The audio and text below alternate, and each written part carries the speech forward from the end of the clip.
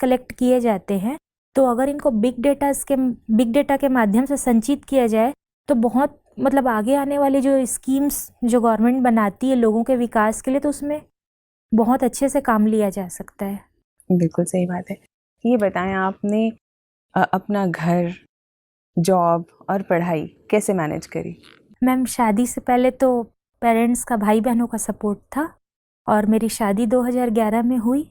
उसके बाद हस्बैंड का पूरा सपोर्ट रहा। तो मुझे पढ़ाने के लिए, क्योंकि मेरी पढ़ने की इच्छा थी, तो उन्होंने फिर अपना काम छोड़ के और मुझे पढ़ाई के लिए बहुत ज़्यादा प्रेरित किया। और उसी समय मेरी बेटी भी हो गई थी 2012 में। तो बेटी को संभालना और घर को संभालना मेरे पति करते हैं, तब जाके फिर मैं पढ़ाई कर पाई मैम। और जॉब के साथ ही किया है मैंने अभी तक, कभी कोई छुट्टी भी नहीं ली है, ना कोई कोचिंग भी लिया है, तो बस घर के सहयोग से कर सकी। बहुत बहुत शानदार। अच्छा, ये कॉमर्स बैकग्राउंड से आप आते हैं, ये जो जीएसटी है, इससे एक आम ट्रेडर को फ़ायदा हुआ है या नुकसान हुआ है? मैम, अगर ऐसे प्रैक्टिकली सोचा जाए तो उनको बहुत, जब से जीएसटी लागू हुआ तो दिक्कतों का भी सामना करना पड़ा है, क्योंकि जीएसटी में बहुत सारे कैसे फॉर्म भरना है, उसमें कई प्रकार के स्लैब्स हैं, तो वो बिल्कुल उसके साथ फ्रेंडली, क्योंकि टेक्नोलॉजी पे भी अक्सर व्यापारियों को उतनी ज़्यादा समझ नहीं होती है वो। तो मैंने भी देखा है, क्योंकि अपने घर परिवार में भी काफ़ी सब बिजनेस से जुड़े हुए हैं, तो शुरू शुरू में काफ़ी दिक्कतों का सामना करना पड़ा है उनको। और बाकी मैम अभी तो फिर ठीक है, अभी तो मुझे लगता है कोई दिक्कत नहीं है। ये बताइए, आपको मोटिवेशन और इंस्पिरेशन कहाँ से मिलती है? मैम, मुझे जो भी कोई अच्छा मतलब सफल होता है या कुछ अच्छा करता है, विपरीत परिस्थितियों से जूझ के कुछ करता है, तो मुझे बहुत प्रेरणा मिलती है कि मैं भी क्यों नहीं कर सकती करके।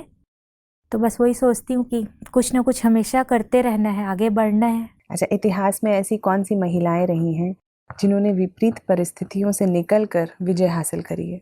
मैम, विपरीत परिस्थितियों में जैसे मुझे अभी याद आ रहा है, रानी लक्ष्मीबाई थी। उन्होंने काफ़ी विपरीत परिस्थितियों में भी युद्ध करके, मतलब भले ही उनकी मृत्यु हो गई, लेकिन उन्होंने काफ़ी मैम अकेली महिला होकर भी संघर्ष किया, वो काफ़ी प्रेरित करता है। और मैम, अगर माइथोलॉजी में अगर जाएं, अगर उसको भी इतिहास मानते हुए देखा जाए तो मैम द्रौपदी का संघर्ष है, सीता का संघर्ष है, ये भी काफ़ी प्रेरित करने वाला है मैम। बिल्कुल सही। धन्यवाद अनुराधा। Thank you. अनुराधा, आपसे मिलकर काफ़ी अच्छा लगा और मुझे कुछ बातें याद आ गई। आज से दशकों पहले शायद एक मैंने मूवी देखी थी, तारे ज़मीन पर।